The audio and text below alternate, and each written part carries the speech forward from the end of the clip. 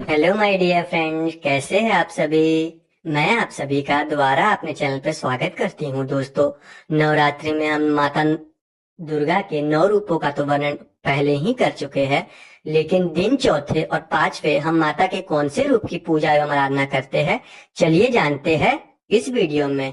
चौथे दिन हम माता कुष्मांडा की पूजा करते हैं। माँ दुर्गा जी के चौथे स्वरूप का नाम कुष्मांडा है। अपनी मंद हल्की हंसी द्वारा अंड अर्थात ब्रह्मांड को उत्पन्न करने के कारण इन्हें कुष्मांडा देवी के नाम से अभिहित किया गया है। जब सृष्टि का अस्तित्व नहीं था, चारों ओर अंधकार ही अंधकार पर्याप्त था, तभी इन्हीं देवी ने अपने ईसत हास्य से ब्रह्मांड की रचना की थी। अतः यही सृष्टि की आदि स्वरूपा आदि शक्ति है। इनके पूर्व ब्रह्मांड का अस्तित्व था ही नहीं। इनका निवास सूर्य मंडल के भीतर अंदर एक लोक में है। सूर्य लोक में निवास कर सकने की क्षमता और शक्ति केवल इन्हीं माता में है। इनके शरीर की कांति और प्रभा भी सूर्य के समान ही दे दिव्यमान और भास्वर है। इनके तेज की तुलना इन्हीं से की जा सकती है। अन्य कोई भी देवी देवता इनके तेज के और प्रभाव का समता कर भी नहीं सकते। इन्हीं तेज और प्रकाश की दसों दिशाएं प्रकाशित हो रही है। ब्रह्मांड की सभी वस्तुएं और प्राणियों में अवस्थित तेज इन्हीं की छाया है। इनकी 8 भुजाएं हैं, अतः ये अष्टभुजा देवी के नाम से भी विख्यात है। इनके 7 हाथों में क्रमशः कमंडलू, धनुष, बाण, कमल पुष्प, अमृत पूर्ण कलश, चक्र तथा गदा है। 8वें हाथ में सभी सिद्धियों और निधियों द्वारा देने वाली जपमाला है।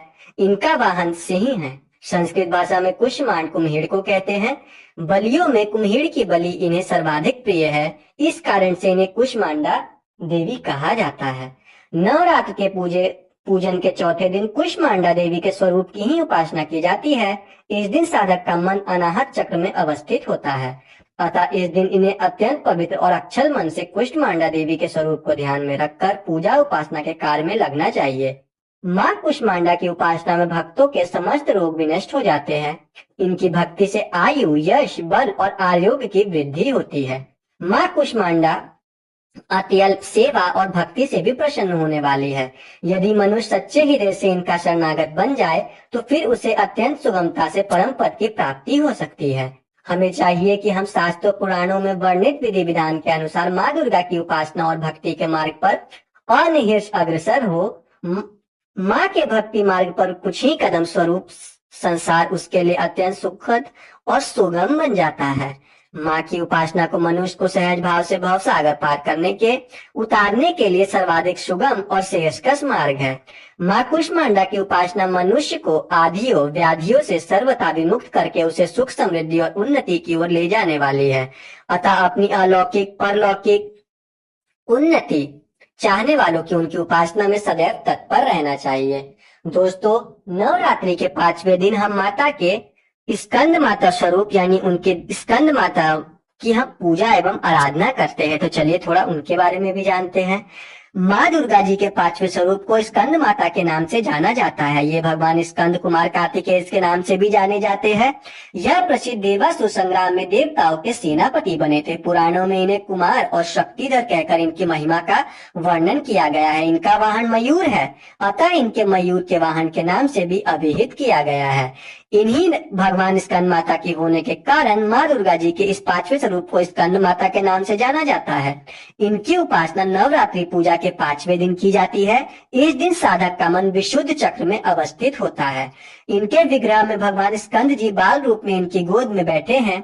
स्कंद माता स्वरूपनी देवी की 4 भुजाएं हैं। यह दाहिनी तरफ की ऊपरावली भुजा से भगवान स्कंद को गोद में पकड़े हुए हैं और दाहिनी तरफ की नीची वाली भुजा जो ऊपर की ओर उठी हुई है उसमें कमल पुष्प है। बाईं तरफ की ऊपर वाली भुजा वर मुद्रा में तथा नीचे वाली भुजा जो ऊपर की ओर उठी है उसमें भी कमल पुष्प ली हुई है।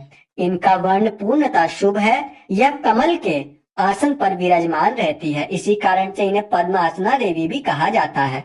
इनका वाहन सिंह है। नवरात्रि के पूजन के 5वें दिन शास्त्रों में पुष्कल महत्व बताया गया है। इस चक्र में अवस्थित मन वाले साधक की समस्त ब्राह्म क्रियाओं एवं चित्त निवृत्तियों का लोप हो जाता है। यह विशुद्ध चैतन्य स्वरूप की ओर अग्रसर हो रहा होता है। उसका मन समस्त लौकिक सांसारिक मायिक बंधनों से विमुक्त होकर पद्मासना स्कंद माता स्वरूप के पूर्णतः तल्लीन होता है। इस समय साधक को पूर्ण सावधानी के साथ उपासना की और अग्रसर होना चाहिए। उसे अपनी समझ ध्यान वृत्तियों को एकाग्र रखते हुए साधना के पथ पर आगे बढ़ना चाहिए। माँ स्कंद माता की उपासना में भक्त की समस्त इच्छाएं पूर्ण हो जाती है। इस मृत्यु लोक में ही उसे परम शांति और सुख का अनुभव होने लगता है।